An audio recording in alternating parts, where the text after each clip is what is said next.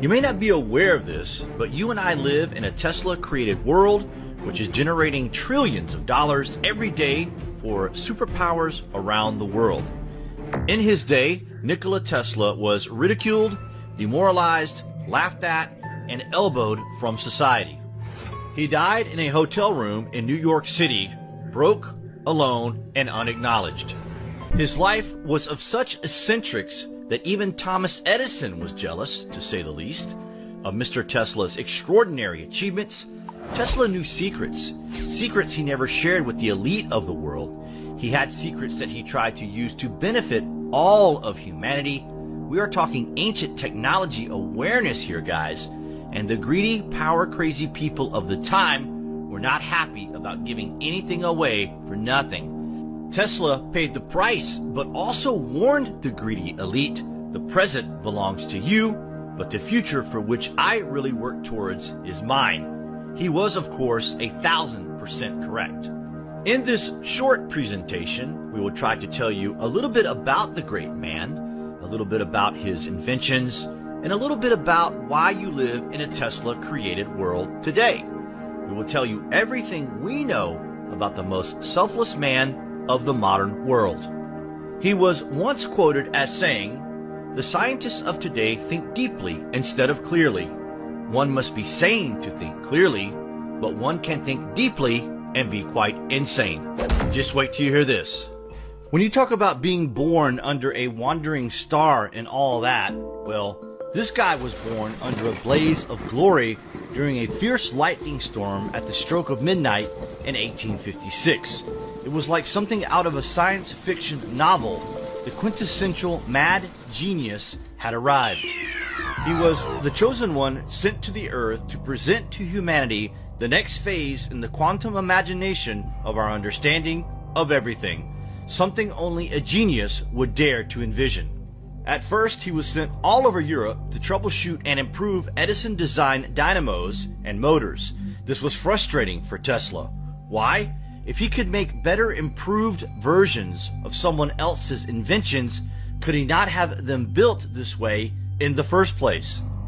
At the age of 28, he immigrated to the United States after an extensive educational program during the Austrian Empire. Tesla was ready, empowered with the knowledge and the know-how to transform the world. But how would he go about this?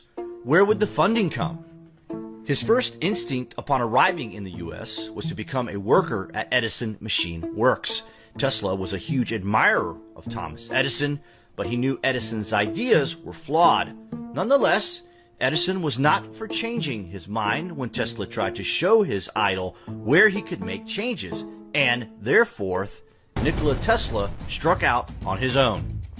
Tesla began accumulating the information needed to patent his improved version of Edison's arc lightning system, something he tried to tell Thomas Edison how to correct. In March 1885, he met with patent attorney Lemuel Sorel, the same attorney used by Edison, to obtain help with submitting the patents.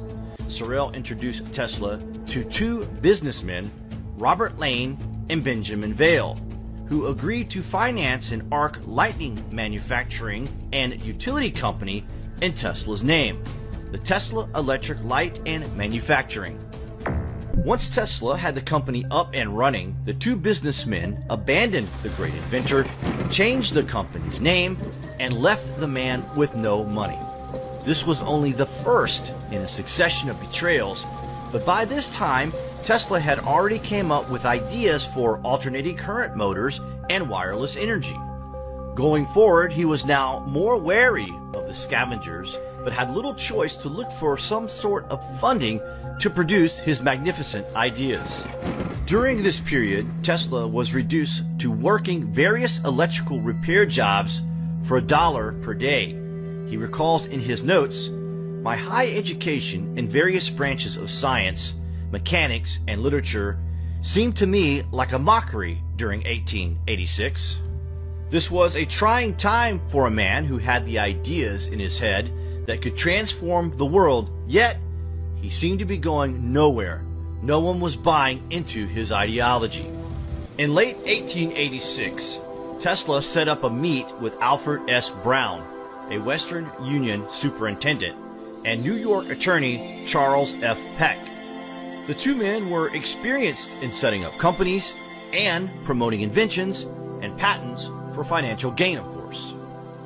Based on Tesla's new ideas for electrical equipment, including a thermomagnetic motor idea, they agreed to back the inventor financially and handle his patents. Together, they formed the Tesla Electric Company in 1887, with an agreement that profits from generative patents would go 1/3 to Tesla, 1/3 to Peck and Brown, and 1/3 to fund development. This was his big break, and this is where things started happening, and the name Tesla was soon well known in New York City. The money Tesla made from licensing his AC patents made him independently wealthy and gave him the time and funds to pursue his own interest.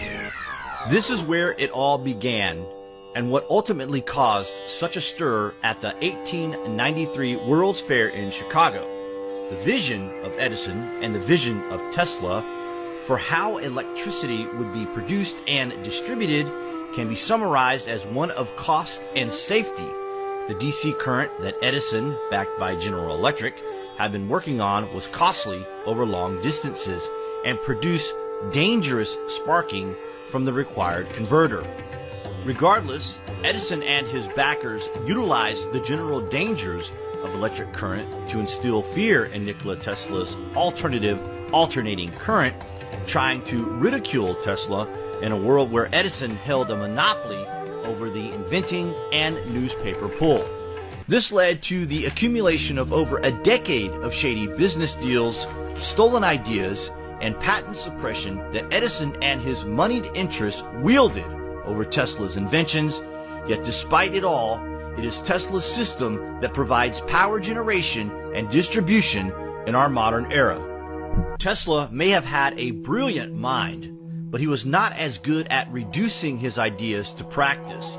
Tesla described to his funder and business partner, J.P. Morgan, a new means of instant communication that involved gathering stock quotes and telegram messages, funneling them to his laboratory where he would encode them and assign them each a new frequency.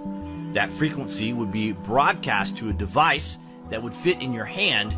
In other words, Tesla had envisioned the smartphone and wireless internet over 100 years before the ideas were fully put to practice. Does that not just blow your mind, or what? He also conceived of, but never developed, technology for radar, X-rays, a particle beam death ray, and radio astronomy. Tesla invented many wondrous things, including the laser, robotics, remote control, radio, and light. But his big idea for free wireless energy and a global communication network, the internet, was where he was halted in his tracks. This is inextricably linked, as they were the last straw for the power elite.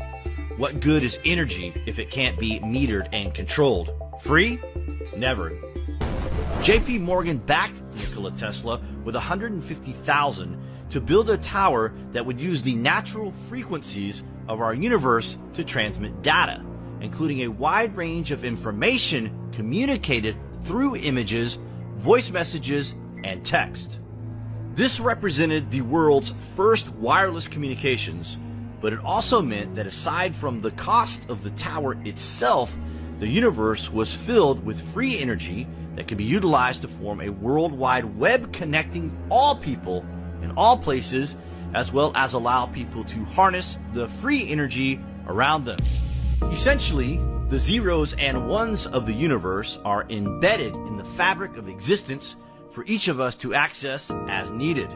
Nikola Tesla was dedicated to empowering the individual to receive and transmit this data virtually free of charge. Nikola Tesla had perhaps thousands of other ideas and inventions that remain unreleased. A look at his hundreds of patents shows a glimpse of the scope he intended to offer. If you feel that the